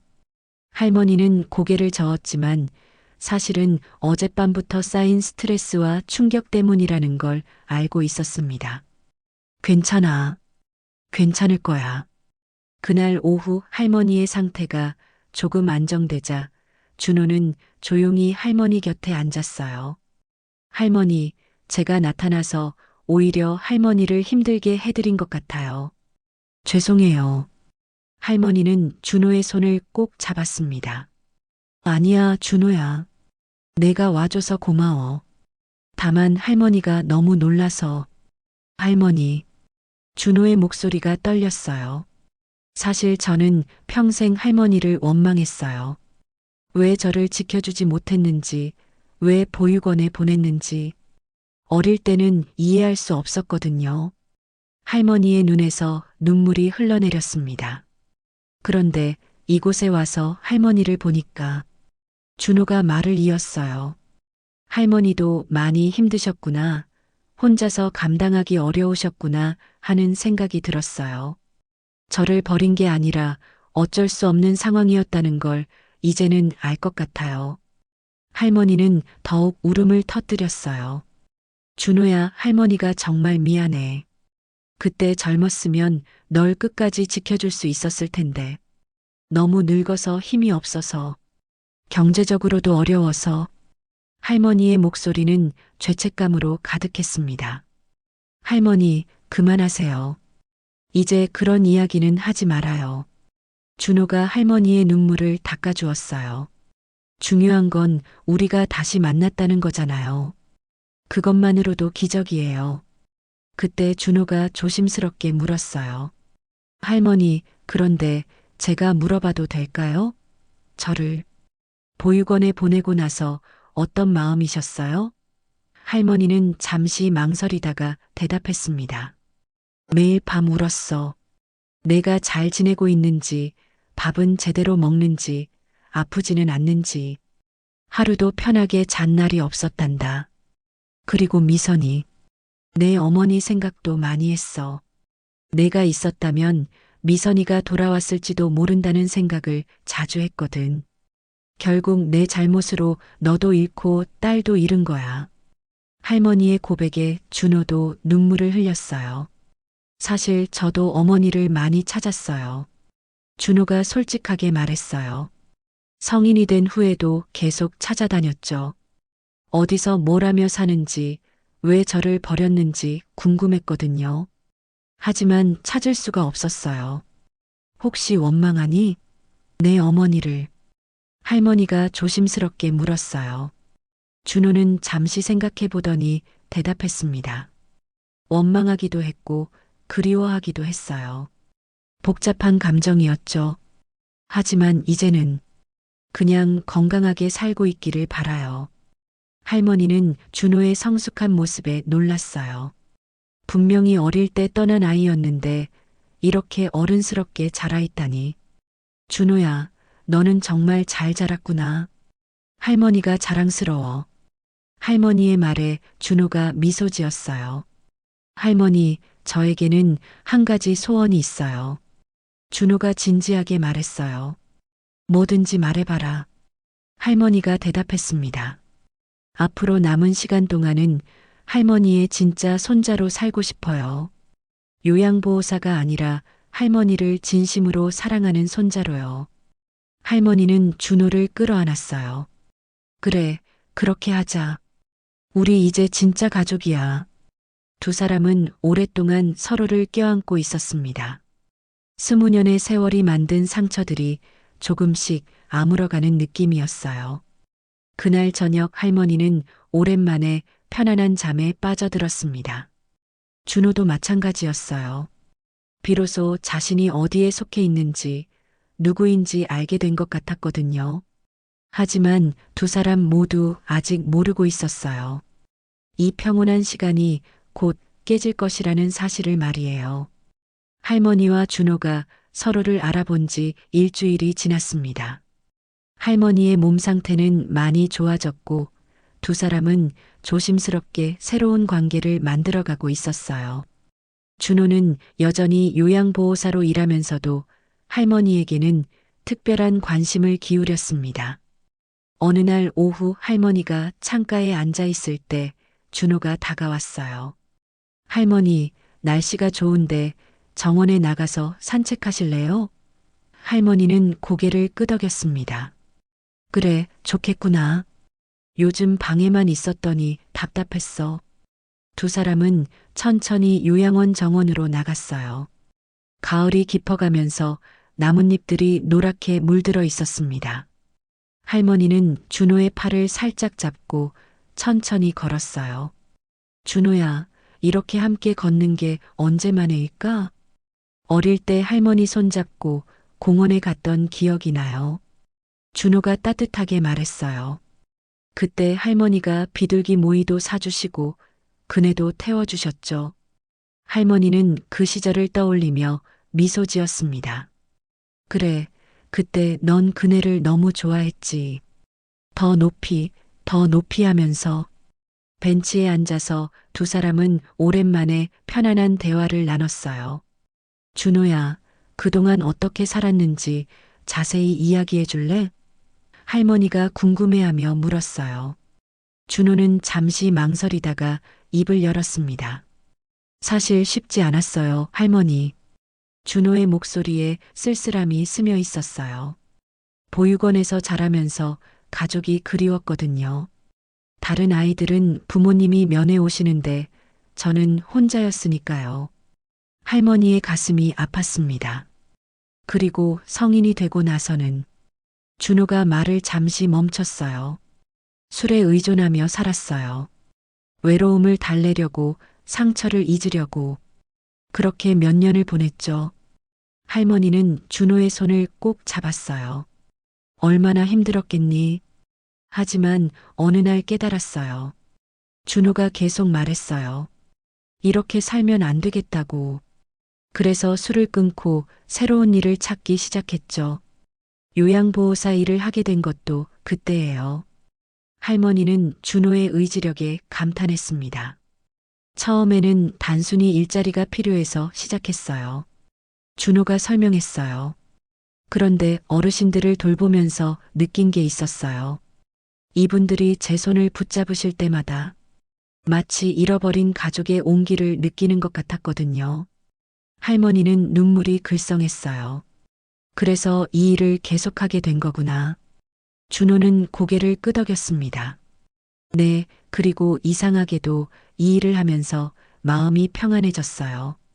누군가를 돌보고 있다는 것, 누군가에게 필요한 사람이라는 것. 그게 저에게 큰 위로가 됐어요. 그러다가 할머니를 만난 거죠. 준호가 할머니를 바라보며 말했어요. 처음 봤을 때부터 뭔가 특별한 느낌이 있었어요. 낯익으면서도 따뜻한 느낌. 마치 집에 온 것 같은 안정감이었어요. 할머니도 고백했어요. 나도 그랬어. 처음 널 봤을 때부터 마음이 이상하게 편했단다. 왜 그런지 모르겠더라고. 두 사람은 서로를 바라보며 미소 지었습니다. 할머니, 저에게 물어봐도 될 게 있어요. 준호가 조심스럽게 말했어요. 뭐든지 물어봐라. 할머니가 대답했습니다. 어머니, 제 어머니는 왜 저를 두고 떠났을까요? 정말 이해할 수 없어서요. 할머니는 깊은 한숨을 쉬었어요. 미선이는 참 복잡한 아이였어. 어릴 때부터 자유롭고 싶어 했거든. 결혼도 너무 일찍 했고 아이를 낳고 나서는 책임감에 짓눌려 있었어. 할머니가 과거를 회상하며 말했습니다. 내 아버지는 일찍 세상을 떠났고 미선이 혼자서 널 키우기가 힘들었을 거야. 그때 내가 더 도와줬으면 좋았을 텐데. 할머니의 목소리에 후회가 묻어 있었어요. 하지만 그것도 핑계일 뿐이야. 할머니가 솔직하게 말했어요. 아무리 힘들어도 자식을 버리면 안 되는 거지. 미선이가 한 일은 잘못된 거야. 할머니도 그 아이를 잘못 키운 것 같고, 준호는 할머니를 위로했어요. 할머니 잘못이 아니에요. 사람은 각자 자신의 선택에 책임을 져야 하는 거죠. 어머니도 자신만의 이유가 있었을 거예요. 할머니는 준호의 성숙함에 다시 한번 놀랐습니다. 준호야, 넌 정말 착한 아이구나. 이렇게 힘든 일을 겪고도 남을 원망하지 않다니. 할머니가 준호의 머리를 쓰다듬었어요. 할머니가 자랑스러워. 할머니 덕분이에요. 준호가 말했어요. 어릴 때 할머니가 저에게 사랑을 많이 주셨잖아요. 그 기억이 저를 지탱해 준 것 같아요. 힘들 때마다 할머니가 읽어주셨던 동화책 생각을 했거든요. 할머니는 감동받아 눈물을 흘렸어요. 정말 그런 기억이 도움이 됐다고? 준호는 고개를 끄덕였습니다. 네, 특히 해님 달님 이야기를 정말 좋아했어요. 할머니가 읽어주시는 목소리가 너무 따뜻했거든요. 그래, 그 이야기 기억해. 넌 그 이야기를 100번도 넘게 들었을 거야. 할머니가 웃으며 말했어요. 이제 다시 읽어줄까? 준호는 기쁘게 대답했습니다. 정말요? 그럼 좋겠어요. 그날 저녁 할머니는 준호에게 어릴 적 즐겨 들었던 동화를 읽어주었어요. 준호는 할머니 옆에 앉아서 마치 어린아이가 된 것처럼 집중해서 들었습니다. 옛날 옛적에로 시작되는 할머니의 목소리는 여전히 따뜻했어요. 이야기가 끝나자 준호가 말했어요. 할머니, 이제라도 이렇게 함께 있을 수 있어서 정말 행복해요. 20년을 기다린 보람이 있어요. 할머니도 준호를 끌어안으며 말했습니다. 나도 그래, 준호야. 이제라도 내 곁에 와줘서 고마워. 두 사람은 그렇게 조용한 시간을 보냈어요. 잃어버린 시간을 되찾을 수는 없지만 남은 시간을 소중히 보내겠다는 다짐을 했습니다. 하지만 이들의 평화로운 시간은 곧 예상치 못한 시련을 맞게 될 것이었어요. 할머니와 준호가 평화로운 시간을 보낸 지 며칠이 지난 어느 날이었습니다. 요양원은 평소와 다름없이 조용했고 할머니는 준호와 함께 오후 차를 마시며 옛날 이야기를 나누고 있었어요. 그때 요양원 현관 쪽에서 시끄러운 목소리가 들려왔습니다. 우리 엄마 어디 있어요? 김순옥 할머니 말이야. 날카롭고 거친 여자 목소리였어요. 할머니와 준호는 동시에 고개를 돌렸습니다. 그 목소리가 너무나 익숙했거든요. 할머니의 얼굴이 순간 창백해졌어요. 설마 미선이? 할머니가 떨리는 목소리로 중얼거렸어요. 준호도 긴장했습니다. 20년 동안 연락이 끊겼던 어머니가 갑자기 나타난 거였어요. 복도 쪽에서 발소리가 점점 가까워지더니 곧 할머니의 방문이 거칠게 열렸습니다. 엄마. 문 앞에 선 여자는 분명히 박미선이었어요. 하지만 할머니가 기억하는 25살의 미선이와는 너무 달랐습니다. 얼굴은 야위었고 옷차림도 단정하지 못했어요. 무엇보다 눈빛이 예전과 완전히 달랐습니다. 미선아. 할머니가 떨리는 목소리로 딸을 불렀어요. 정말 내가 맞니? 미선은 할머니를 보더니 냉소적으로 웃었습니다. 그럼 누구겠어요? 20년 만에 딸 얼굴도 못 알아봐요? 준호는 구석에서 조용히 어머니를 바라봤어요. 어릴 적 기억 속의 어머니와는 너무 다른 모습이었습니다. 삭막하고 거칠어진 모습에 마음이 아팠지만 동시에 두려움도 느꼈어요. 어디 갔다가 이제 와서 할머니가 말하려 했지만 미선이 말을 끊었어요. 그런 소리 하지 마요. 저도 급해서 온 거예요. 엄마, 나한테 돈 있죠? 미선의 첫마디는 안부가 아니라 돈 이야기였습니다. 할머니는 당황했어요. 돈? 무슨 돈 말이니? 미선은 짜증스럽게 대답했습니다. 뭐가 됐든 돈이면 돼요. 당장 100만 원 정도 필요해요. 엄마 통장에서 뽑아주세요. 미선아, 엄마는 요양원비로 겨우겨우 지내고 있어. 그런 큰 돈이 어딨겠니? 할머니가 안타깝게 말했어요. 미선은 화를 내며 소리쳤습니다. 그럼 뭐든 좋으니까 돈 될 만한 걸 내놔요. 진짜 급하다고요. 그때 미선의 시선이 방 안을 둘러보다가 구석에 서 있는 준호에게 머물렀어요. 저 사람은 누구예요? 엄마 요양보호사? 할머니는 어떻게 설명해야 할지 몰라 망설였습니다. 준호가 한 걸음 앞으로 나섰어요. 안녕하세요. 그의 목소리는 떨리고 있었습니다. 미선은 준호를 자세히 바라봤어요. 뭔가 낯익는데 어디서 본 것 같은. 그러다가 갑자기 표정이 변했습니다. 설마 준호? 미선이 놀란 목소리로 물었어요. 준호는 고개를 끄덕였습니다. 네, 어머니. 저예요. 순간 방 안에 정적이 흘렸어요. 20년 만에 마주친 모자의 재회였지만 상상했던 것과는 전혀 달랐습니다. 어머니, 그동안 어떻게 지내셨어요? 준호가 조심스럽게 물었어요. 미선은 잠시 당황한 듯 했지만 곧 차가운 표정을 지었습니다. 잘 지냈어. 그보다 넌 여기서 뭐해? 엄마를 돌보고 있는 거야? 네, 요양보호사로 일하고 있어요.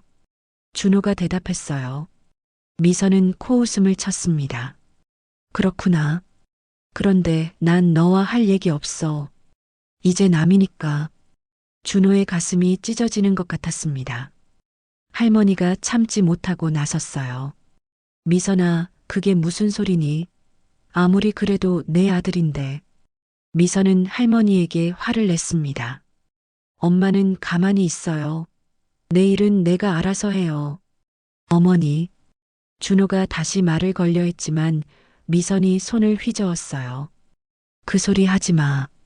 난 20년 전에 이미 포기했어. 넌 이제 내 상관 아니야. 그냥 남이고. 준호는 충격을 받아 말문이 막혔습니다. 미선은 다시 할머니에게 돌아서서 말했어요. 엄마, 어쨌든 돈은 줘야 해요. 정말 급한 일이 있다고요. 안 그러면 큰일 나요. 할머니가 물었습니다. 도대체 무슨 일인데 그렇게 급하니? 그건 엄마가 알 필요 없어요. 그냥 돈만 주면 돼요. 미선이 소리를 질렀어요. 할머니는 딸의 변한 모습에 가슴이 아팠습니다. 미선아, 엄마한테는 정말 그런 돈이 없어. 용돈도 겨우겨우 받고 있는 상황이야. 그때 준호가 조용히 말했어요. 제가 드릴 수 있어요. 할머니와 미선이 동시에 준호를 바라봤습니다. 준호야, 안 돼. 할머니가 말렸지만 준호는 계속 말했어요. 어머니가 필요하시다면. 미선은 잠시 망설이더니 냉정하게 말했습니다. 됐어. 내 돈은 받지 않을 거야. 난 내가 내 아들이라고 생각 안 해. 그 말에 준호의 마음이 산산조각 났습니다. 그럼 어떻게 하라는 거야? 할머니가 절망적으로 물었어요. 미선은 잠시 생각하더니 말했습니다. 엄마가 가지고 있는 금반지라도 주세요. 그것도 돈이 되잖아요. 할머니는 손가락에 결혼 반지를 내려다봤어요. 남편이 준 유일한 기념품이었습니다. 이거 말고는 정말 아무것도 없어, 미선아. 이것마저 빼앗아 가려고 하니? 어차피 엄마한테는 필요 없잖아요. 아버지도 돌아가셨는데. 미선의 말에 할머니는 더 이상 참을 수 없었어요. 미선아, 내가 언제부터 이렇게 매정해졌니? 예전에 내 딸은 어디 갔니? 그때 준호가 일어서서 미선 앞에 섰습니다. 어머니, 그만하세요. 준호의 목소리에는 더 이상 애절함이 없었어요. 할머니를 괴롭히지 마세요. 할머니는 어머니의 어머니잖아요. 감히 내가 나한테 대들어? 미선이 화를 냈지만 준호는 물러서지 않았어요. 네, 대들 거예요. 당신은 어머니라고 불릴 자격이 없어요. 이제는 제가 할머니를 지킬 겁니다. 미선과 준호가 서로를 노려보는 가운데 할머니는 눈물을 흘리며 지켜봤어요. 가족이라는 이름으로 벌어지는 이 상황이 너무나 슬펐습니다. 20년 만의 재회가 이런 식으로 끝나다니. 준호와 미선이 대치하고 있는 동안 할머니는 천천히 일어났습니다. 두 사람 사이에 서서 조용히 말했어요. 그만해, 둘 다 그만해. 할머니의 목소리는 떨렸지만 단호했습니다. 미선아, 내가 원하는 돈은 정말로 없어. 하지만 이 반지라도 가져가렴. 할머니가 결혼 반지를 빼려고 하자 준호가 말렸어요. 할머니, 안 됩니다. 그건 할아버지의 마지막 선물이잖아요. 하지만 할머니는 고개를 저었어요. 괜찮아, 준호야. 물건보다 사람이 더 소중하단다. 미선은 잠시 망설이더니 할머니의 손을 밀쳐냈어요. 됐어요. 이런 식으로 받고 싶지 않아요. 그리고는 문 쪽으로 걸어가면서 뒤돌아보지도 않고 말했습니다. 어차피 기대도 안 했어요. 엄마도 아들도 다 소용없어. 미선아. 할머니가 딸을 붙잡으려 했지만 미선은 이미 문 밖으로 나가고 있었어요. 다시는 오지 마세요. 저도 다시 오지 않을 테니까. 미선의 마지막 말과 함께 복도에서 발소리가 멀어져 갔습니다. 할머니는 그 자리에 주저앉으며 울음을 터뜨렸어요. 내가 뭘 잘못했을까? 딸도 잃고, 이제 또. 준호는 재빨리 할머니를 부축하며 위로했습니다. 할머니, 괜찮아요.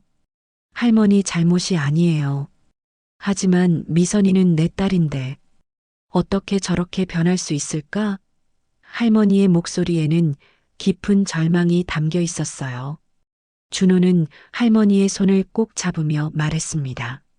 사람은 변할 수 있어요. 하지만 할머니는 변하지 않으셨잖아요.